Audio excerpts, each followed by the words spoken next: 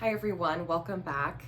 Today we're going to be going back into the book of Ecclesiastes. I have my Bible here, and if you're wondering which Bible I'm using the Revised Standard Version, the Second Catholic Edition. This is the Bible from Ascension. But we're going to be going into chapter 2, and then we will summarize a little bit afterwards what we read. The book of Ecclesiastes, chapter 2, Vanity and Self-Indulgence.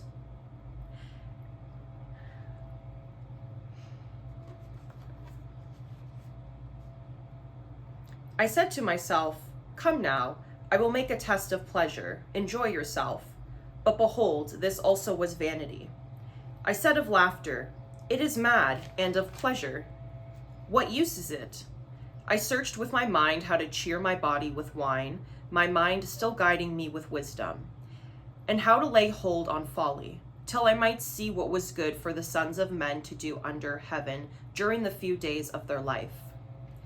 I made great works. I built houses and planted vineyards for myself. I made myself gardens and parks, and planted in them all kinds of fruit trees. I made myself pools from which to water the forest of growing trees. I bought male and female slaves, and had slaves who were born in my house. I had also great possessions of herds and flocks, more than any who had been before me in Jerusalem. I also gathered for myself silver and gold and the treasure of kings and provinces. I got singers, both men and women, and many concubines, man's delight. So I became great and surpassed all who were before me in Jerusalem. Also my wisdom remained with me, and whatever my eyes desired, I did not keep from them. I kept my heart from no pleasure, for my heart found pleasure in all my toil, and this was my reward for all my toil. Then I considered all that my hands had done, and the toil I had spent in doing it, and behold, all was vanity and a striving after wind, and there was nothing to be gained under the sun.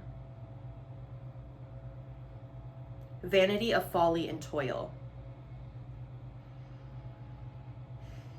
So I turned to consider wisdom and madness and folly.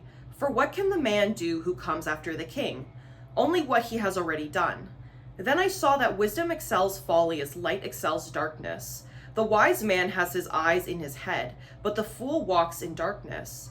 And yet I perceived that one fate comes to all of them. Then I said to myself, what befalls the fool will befall me also. Why then have I been so very wise? And I said to myself that this also is vanity. For of the wise men, as of the fool, there is no enduring remembrance, seeing that in the days to come all will have been long forgotten. How the wise man dies just like the fool. So I hated life, because what is done under the sun was grievous to me, for all is vanity and a striving after wind. I hated all my toil in which I had toiled under the sun, seeing that I must leave it to the man who will come after me. And who knows whether he will be a wise man or a fool? Yet he will be master of all for which I toiled and used my wisdom under the sun. This also is vanity. So I turned about and gave my heart up to despair over all the toil of my labors under the sun. Because sometimes a man who has toiled with wisdom and knowledge and skill must leave all to be enjoyed by a man who did not toil for it. This also is vanity and a great evil. What has a man from all the toil and strain with which he toils beneath the sun? For all his days are full of pain, and his work is a vexation. Even in the night his mind does not rest. This also is vanity. There is nothing better for a man that he should eat and drink and find enjoyment in his toil. This also, I saw, is from the hand of God. For apart from him, who can eat or who can have enjoyment?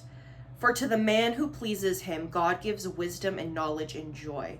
But to the sinner, he gives the work of gathering and heaping, only to give to one who pleases God.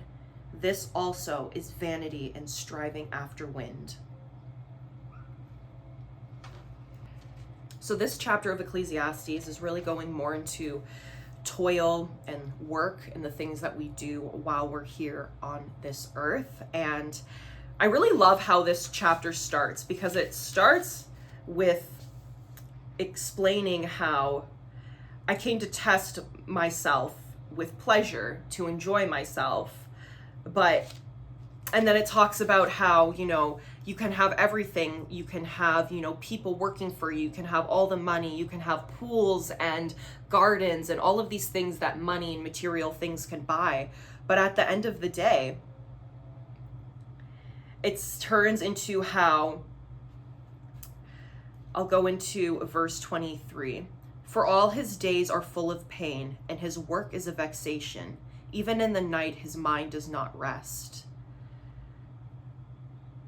So it's just saying how, regardless of what you think the worldly things can get you, at the end of the day, a lot of us at least, we're doing things on this earth that we don't necessarily enjoy. Like, it doesn't bring us pleasure. It really, we stress over our jobs, our day jobs. We stress over the work that we do on this planet. And I love how it just ends with, there is nothing better for a man that he should eat and drink and find enjoyment in his toil. It's better for you to do something that you love than to do something that you hate spending your days doing, but you're able to buy all of this stuff. At the end of the day, your mind's still not going to be at rest. In the middle of the night, you're still going to be stressed. And I love how it all comes down to, this all is vanity. It's all vanity, all of it. Because at the end of the day, I mean, we're just here for such a short period of time. Like, by God's grace, we're here, and then we're all gonna die. So it's like, what's the point of stressing yourself out, doing something that you don't really like for a few years, really, like just a small portion of time that we're all here, to then just be full of pain and vexation.